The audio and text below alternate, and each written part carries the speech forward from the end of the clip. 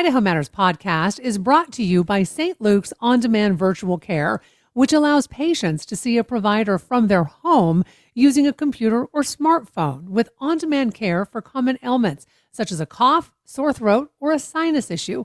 More information at stlukesonline.org. Think you've missed too much of the Idaho legislative session to catch up? Not even close. Our Legislative Roundup newsletter is following the biggest budget decisions, key debates, and everything else happening at the State House in one quick read every Monday. It's not too late to stay informed. Subscribe today at boisestatepublicradio.org.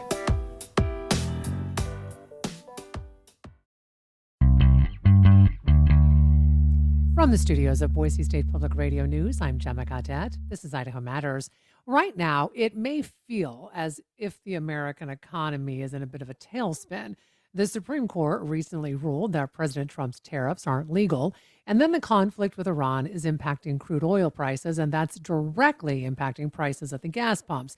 Then earlier this week, the Federal Reserve met and decided to hold interest rates steady, and job growth is also down. So, to break all of this down for us and give us a broader understanding of what's going on is Robert Spenloff. He is senior economist at Zions Bank. Robert, it's really nice to have you back on the show. Welcome. It's good to be with you, Gemma.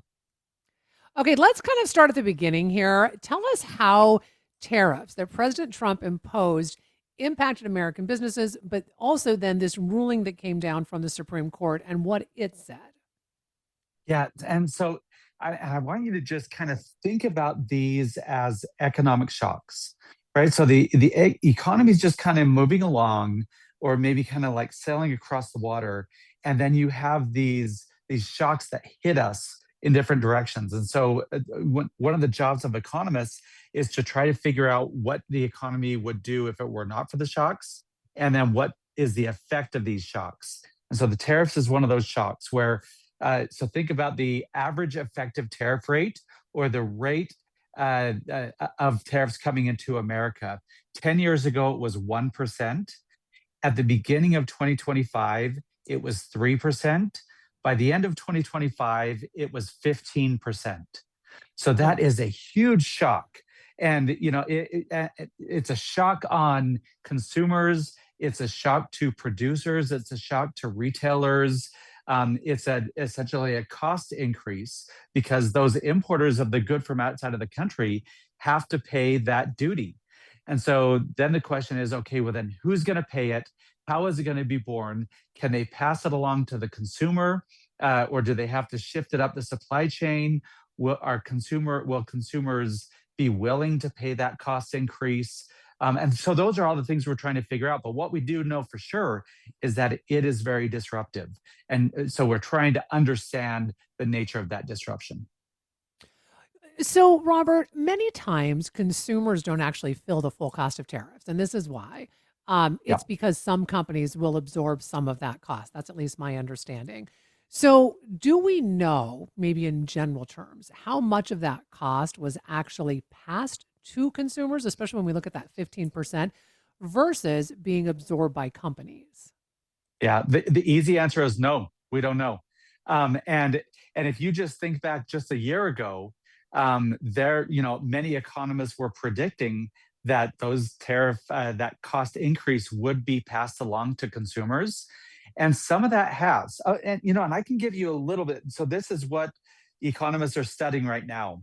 So that tariff rate went from 3% to 15%. So we're about a 12% increase. Goods inflation is what was around zero, and now it's at around 2%.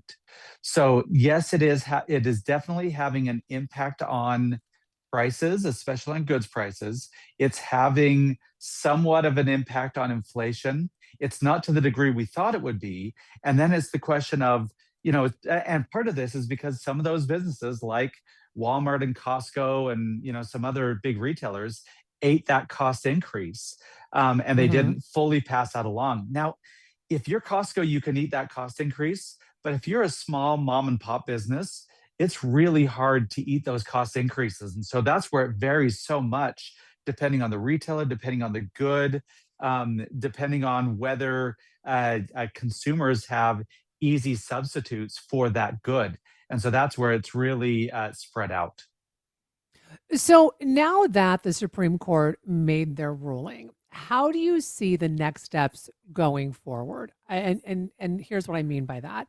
Will companies lower their prices? I mean, or will they look at hiring, maybe growth instead?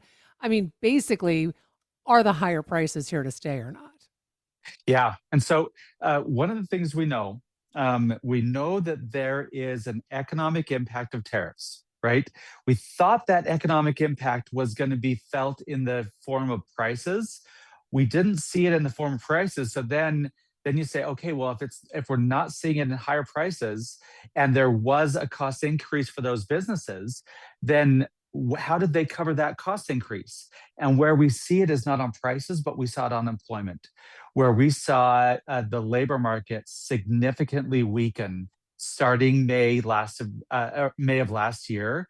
We saw the job market starting to falter, and we've seen that faltering of the job market ever since. Where we saw slowing employment growth, but it was positive, and now we're fluctuating around zero. In fact, last month we had a pretty big contraction in our labor market. And so now the question is, what happens next? Because the Supreme Court has taken off some of those tariffs, but not all of them. They've taken off. There's the way I kind of think about it is there's country tariffs and there's goods tariffs on Mhm. specific items. They've taken away those country tariffs, but the specific item tariffs are still in place.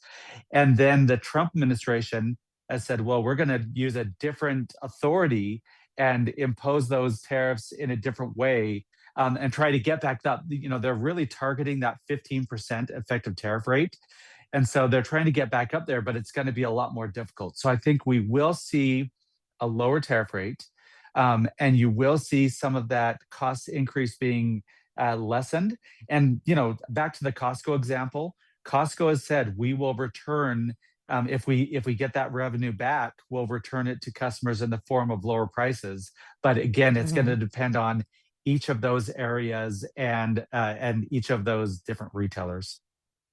But again, to your point, a Costco, a Walmart has the ability to lower their prices again, even if, tariffs are lowered a little bit, right?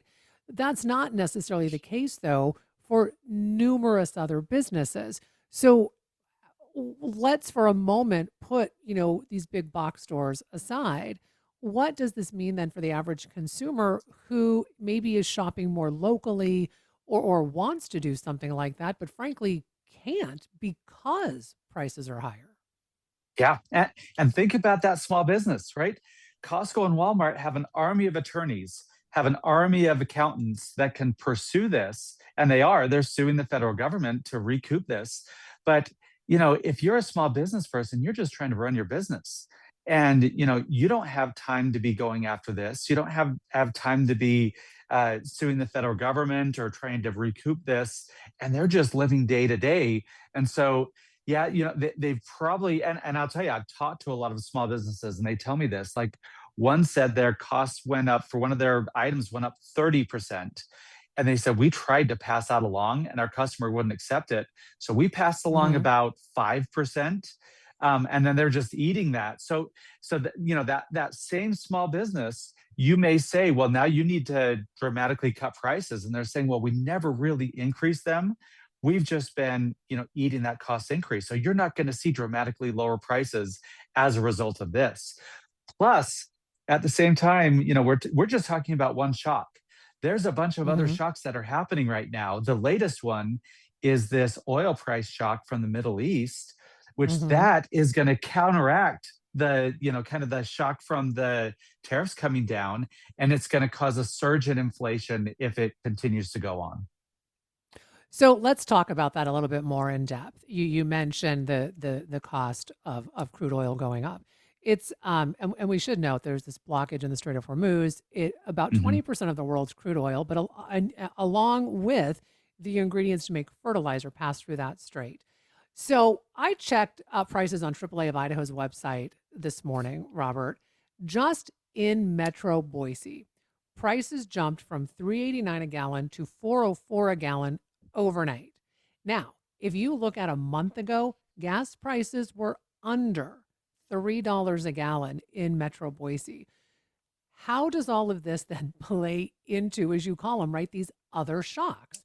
I mean, but also a trust in the economy that it will be stable and bottom line, people's ability to pay for goods and services. Yeah. And so, this is the big struggle. So, oil prices. So, if you just compare a month ago to today, just like you said, gas prices up $1, oil prices from about $60 a barrel to over $100 a barrel. And just like you said, in the last couple days, those oil prices are moving up even more. There's a chance, it's an outside chance, but we could see oil prices at $200 a barrel. And Mm, we would easily surpass $5 or $6 a gallon for gas. Now, if you're the Federal Reserve, um, do you incorporate this into your actions, or do you try to, as economists, do we say, do you look through it? Is this going to be mm, temporary? Is it a temporary shock, or is it going to turn into a long-lasting impact? And that's where it's really hard. No one knows, right? Markets don't know. The Fed doesn't know. Countries don't know. But if this war is just going to be a month, it's relatively limited impact. And so it's just kind of a temporary shock, and then we move through it. But if that month goes into 6 months, or mhm. into 3 years, if it becomes an extended shock, then it's a lot more serious. And what if the war expands to the entire Middle East? And so those are the things, the Fed is trying to understand, markets are trying to understand. If it does become enduring, and if it does expand, then it could dramatically impact inflation moving forward. Then we've got a scenario like the 1970s, where we had Right. really high inflation. So let's move to the Fed's decision earlier this week to hold interest rates steady because this was not a unanimous decision. So, what does that tell you about this latest decision, if anything? Yeah, so there's two things that stuck out to me from their statement. Number one, they said economic activity has been expanding at a solid pace. So what they're saying is, hey, folks, everything's okay. The economy's doing okay. Job gains are low, and the unemployment rate is unchanged. So they're saying labor market is slow, but it's not bad. Inflation remains elevated, but it's not spiking.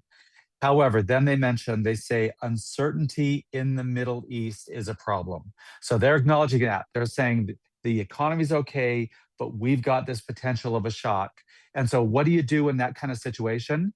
You just monitor. And so that's what they did. They said, we're not making a change in the Fed funds rate. We're not making a change in the forecast. And you're right that it was not unanimous, but it was nearly unanimous. Stephen Myron Hmm. was the dissenting vote, and Myron thinks that we should be dropping the Fed funds rate right now. At least right now, he's kind of an outlier. But I would say that the vast majority of the Fed agrees that the best thing to do right now is continue to watch, maintain, and monitor. I want to try to bring all of this together if we can. So, prices, hiring, interest rates, tariffs. Who is actually benefiting from all of this right now? Is it the consumer? Is it businesses? Is it the federal government? Is it the stock market? Is it all of the above? So it's really hard to find anyone that benefits in a situation like this. I don't. I guess if you are a specific petroleum company and you expand your operations, you can benefit from this increased oil prices. So that's the one potential. But really, almost everyone else hurts. There's very little benefit from higher inflation because it squeezes everyone. It causes more economic uncertainty. Everyone feels that pain. And I'll tell you, especially the ones that really get hurt are lower income, because they're already living so tight. And if think about that dollar increase in gas prices, we're talking $20 every time you fill up your car. That's where Mhm. it starts to get significant, especially for people with fixed incomes or low income. Robert, I think that's such a good point because I remember even a few months ago walking into the grocery store and being shocked at the price of apples.